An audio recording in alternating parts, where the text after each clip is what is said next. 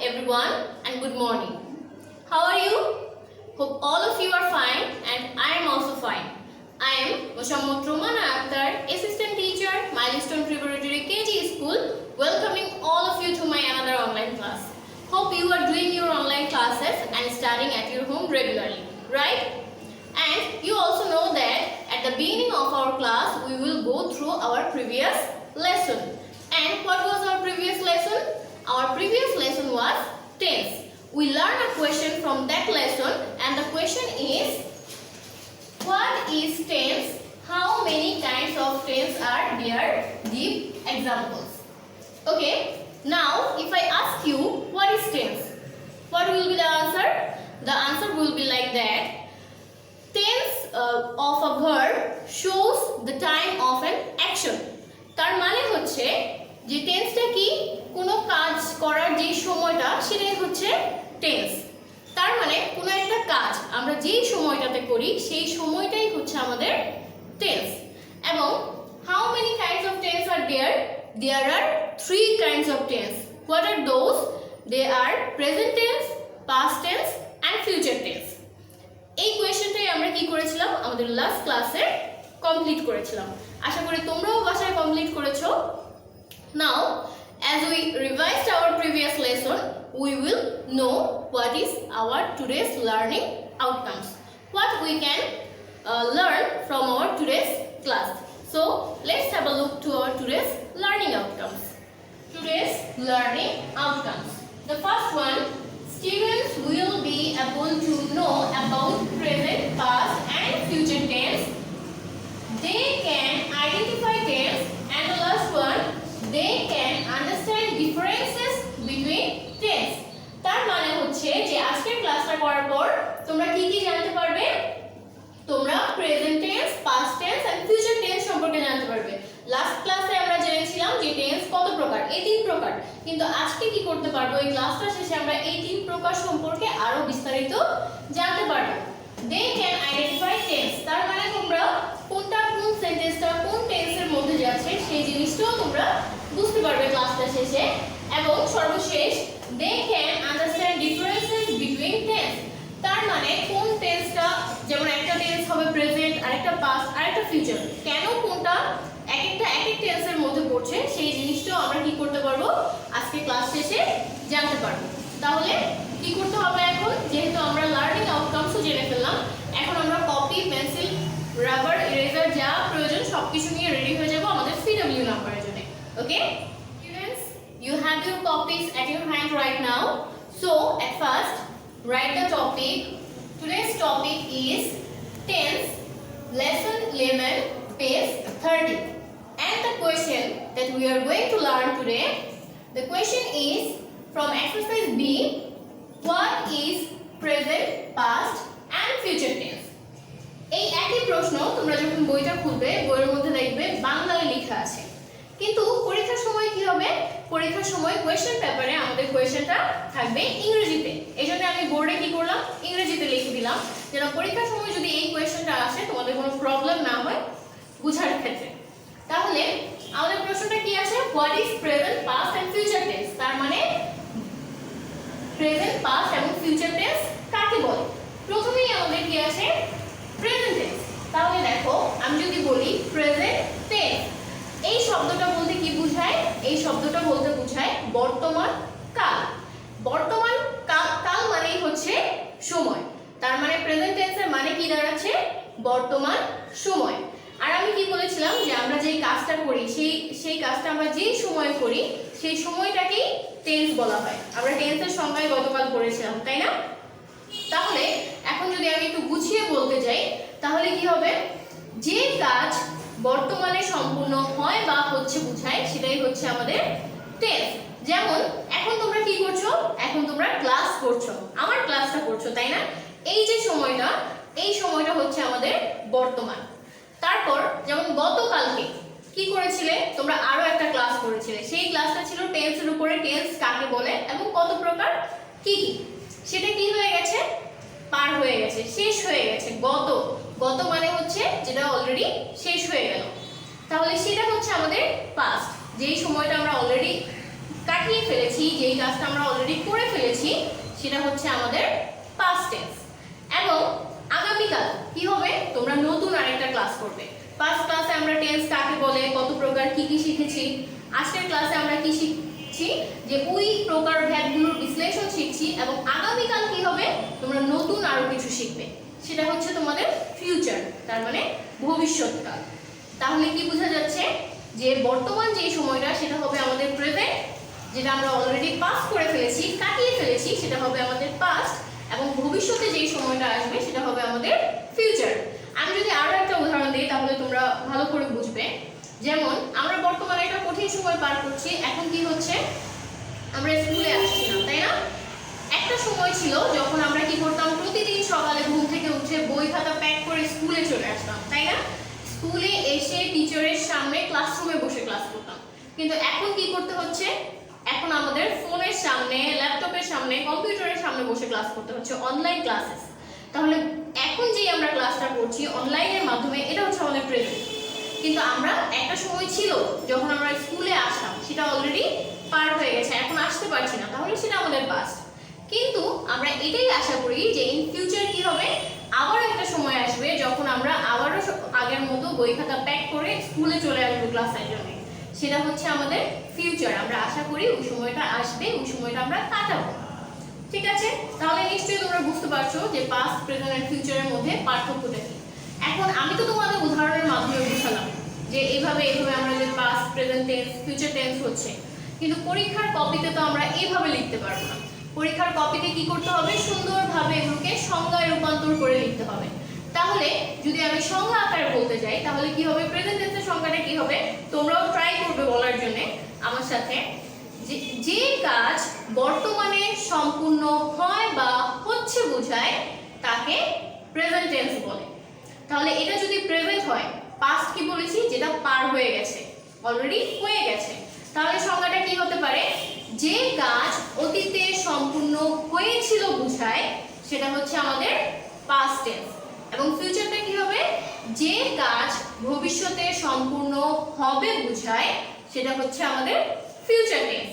তাহলে এখন আমরা কি করব, আমরা কপিতে লিখব। ঠিক আছে, এই সংজ্ঞাটা আমরা কপিতে লিখব। এবং তোমাদের সিডব্লিউ নাম্বারটা হবে আজকে 60, 7 নাম্বার সিডব্লিউটা বসিয়ে ফেলো এবং কপিটা রেডি করো। আমরা কপিতে প্রথমে লিখব প্রেজেন্ট টেন্সটা কাকে বলে। ঠিক আছে, আমরা নিশ্চয়ই এতক্ষণে সংজ্ঞাটা ভালোভাবে বুঝতে পেরেছি। এখন নিচে থেকেও তোমরা লিখতে পারবে, আমিও লিখি, তোমরাও লিখো।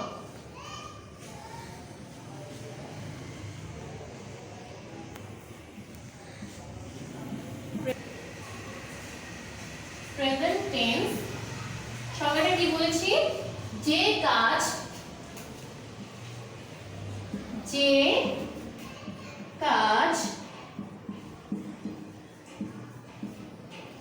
বর্তমানে সম্পূর্ণ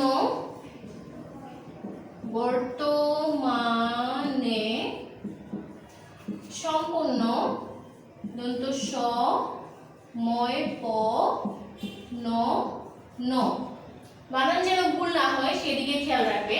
যে কাজ বর্তমানে সম্পূর্ণ হয় বা হচ্ছে, সম্পূর্ণ হয় অথবা হচ্ছে, চলমান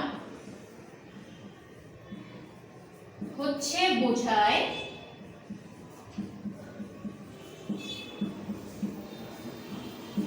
যে কাজ বর্তমানে সম্পূর্ণ হয় বা হচ্ছে বোঝায় তাকে প্রেজেন্ট টেন্স বলে।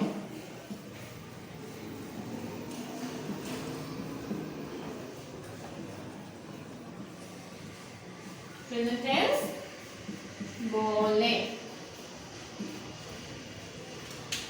যে কাজ বর্তমানে সম্পূর্ণ হয় বা হচ্ছে বোঝায় তাকে প্রেজেন্ট টেন্স বলে। তাহলে এখন যদি আমি একটা উদাহরণ দেই তাহলে কি হতে পারে, যেমন এখন তোমরা কি করছো, তোমাদের এই ক্লাসটা দেখছো, তাই না? তাহলে আমি লিখতে পারি now you R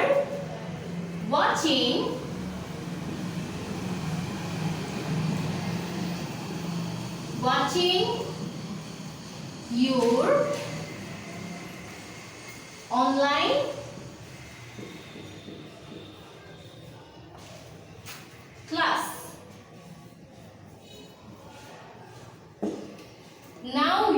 are watching your online class. এখন তোমরা কি করছো? তোমাদের অনলাইন ক্লাস দেখছো, এখন দেখছো, তাই না? এই যে আমি যে তোমরা যেই সময়টা দেখতে থাকবে তখন আমি এই জিনিসটাই বুঝাচ্ছি, তার মানে এটাই হচ্ছে তোমাদের বর্তমান। তারপর আমি যদি আর উদাহরণ দেই, যেমন তোমরা বলতে পারো আই রিড ইন ক্লাস 2, আমি কি করি? দ্বিতীয় শ্রেণীতে পড়ি। তাহলে এটা হচ্ছে আমাদের প্রেজেন্ট। তাহলে গত বছর পাস্ট কি হবে? গত বছর আমরা কোথায় ছিলাম? গত বছর ছিলাম আমরা প্রথম শ্রেণীতে, সেটা হচ্ছে আমাদের পাস্ট। আর ইন ফিউচার কি হবে? আমরা প্রমোশন নিয়ে দ্বিতীয় শ্রেণী থেকে তৃতীয় শ্রেণীতে উঠে যাব, সেটা হচ্ছে আমাদের ফিউচার। ঠিক আছে? তাহলে এখানে আমরা কি করতে পারি? আরো দুই একটা উদাহরণ দিতে পারি। তোমরা কপিতে তুলে ফেলো, তারপর আমি আরো দুই একটা উদাহরণ দিচ্ছি। তোমাদের সিডব্লিউ কপি আজকে এতটুকুই থাকবে। তোমাদের সিডব্লিউ নাম্বার হচ্ছে 60, এতটুকু তোমরা কপিতে তুলে ফেলবে। বাকিটা আমি কি করব? তোমাদের উদাহরণের মাধ্যমে বোঝানোর চেষ্টা করব। যেমন আমি যদি এই প্রেজেন্ট টেন্সেরই আরো দুই একটা উদাহরণ দিই,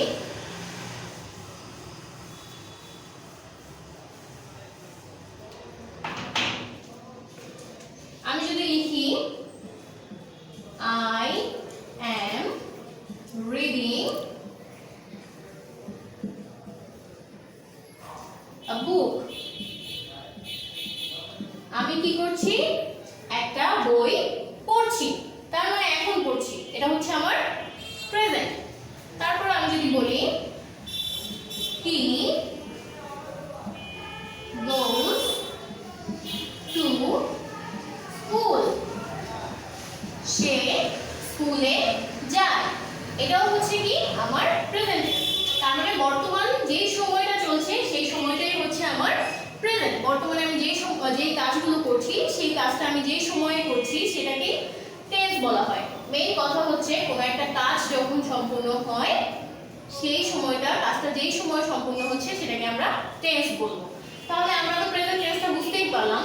এখন আমরা কি করব? পাস্ট টেন্সের এবং ফিউচার টেন্সের কিছু উদাহরণ দেখব।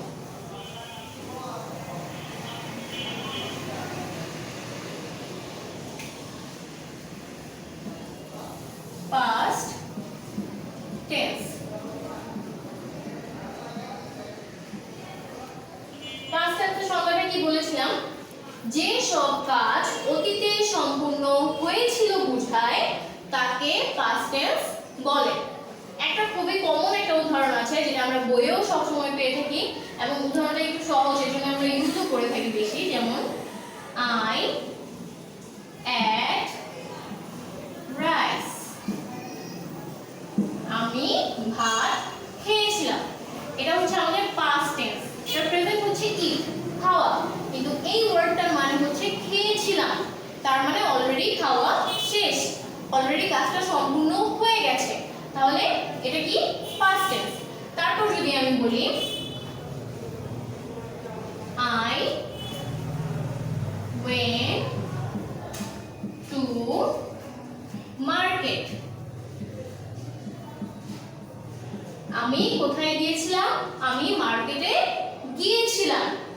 আমি অলরেডি কি করেছি? মার্কেটে গিয়ে আবার চলেও এসেছি, মানে মার্কেটিং করা আমার শেষ, অলরেডি সম্পূর্ণ হয়ে গেছে, তার মানে এটাও কি হবে? Past tense. ঠিক আছে? আর যে কাজটা আমি এখনো করিনি, করব, সেটা হচ্ছে আমার ফিউচার টেন্স। যেমন আমরা ফিউচার টেন্সের উদাহরণটা দেখি।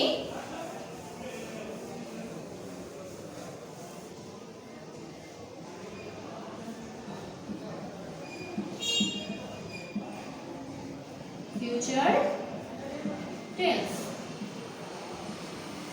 দেখো ফিউচার টেন্সের উদাহরণ কি হবে? যেমন এখন যেহেতু আমরা, তাহলে ফিউচার টেন্সের উদাহরণ যদি আমি লিখি, তাহলে যেমন এখন আমরা স্কুলে যেতে পারছি না, আমরা আশা করি কি করব? আমরা আবার স্কুলে যাব, সেটাই যদি আমি লিখি I will go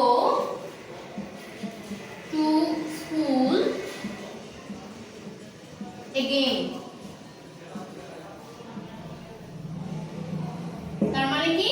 আমি আবারও স্কুলে যাব, যাইনি কিন্তু আমি কি করব? যাব, ফিউচার, ভবিষ্যৎ, এখনো যাইনি, তাহলে এটা হবে কি? আমাদের ফিউচার টেন্স, যে কাজটা আমি এখনো করিনি, করব। যেমন আমি যদি আরেকটা লিখি I will do my homework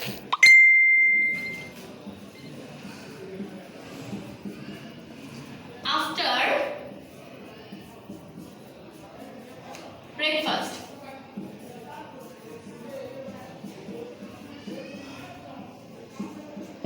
তার মানে কি I will do my homework after breakfast. আমি আমার সকালের নাস্তা শেষে বাড়ির কাজ করব।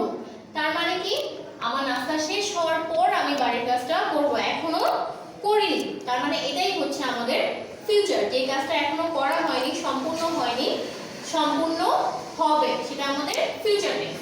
তাহলে নিশ্চয়ই তোমরা এই উদাহরণগুলোর মাধ্যমে খুব ভালোভাবে বুঝতে পেরেছো যে কোনটা আমাদের প্রেজেন্ট টেন্স, কোনটা পাস্ট টেন্স, কোনটা ফিউচার টেন্স। তাহলে আমরা একটা কাজ করতে পারি, বোর্ডে কিছু সেন্টেন্স লিখতে পারি, তোমরা চেষ্টা করবে যেন আইডেন্টিফাই করতে পারো যে কোন সেন্টেন্সটা কোন টেন্সের মধ্যে যাবে। যদি তোমরা দেখো যে তোমরা ধরতে পেরেছো যে এই টেন্সটা, এই সেন্টেন্সটা হচ্ছে প্রেজেন্ট, এটা পাস্ট, ফিউচার, তাহলে বোঝা যাবে যে তোমরা এই টপিকটা খুবই ভালোভাবে বুঝতে পেরেছো। তাহলে আমি লিখি, তোমরা ট্রাই করতে থাকো।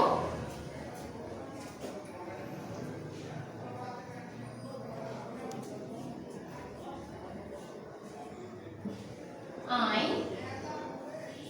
read story books. আমি গল্পের বই পড়ি অথবা গল্পের বইগুলো আমি পড়তে অনেক পছন্দ করি। তারপর আমি আরেকটা লিখতে পারি, he was watching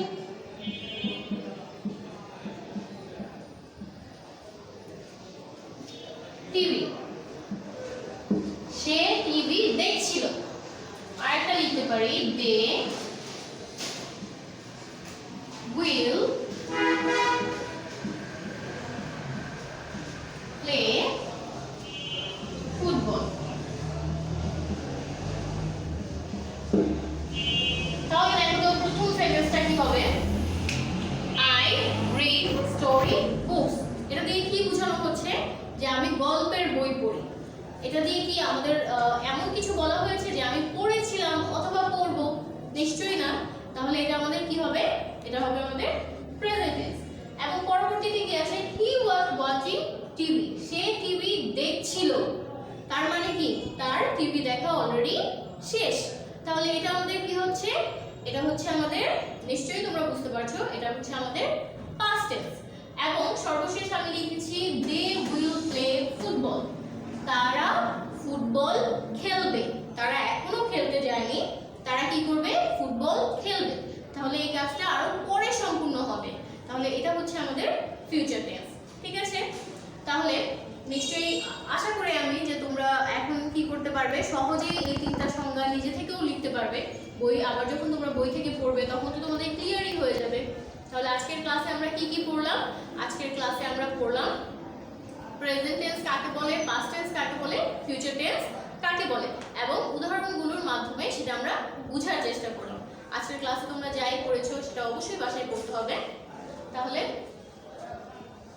কি করো তোমরা, আর কপিতে যা দেওয়া হয়েছে তা ঠিক মতো কপিতে তুলে ফেলবে।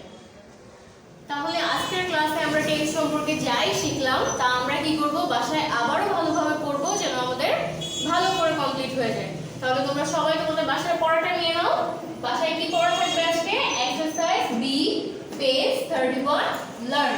আমরা এক্সারসাইজ বি এর মধ্যে যে কোয়েশ্চেনটা আছে 31 পেজে, সেটা বাসায় আবারও পড়বো। তাহলে আজকে এই পর্যন্তই। সবাই ভালো থাকবে, নিরাপদে থাকবে। আল্লাহ হাফেজ।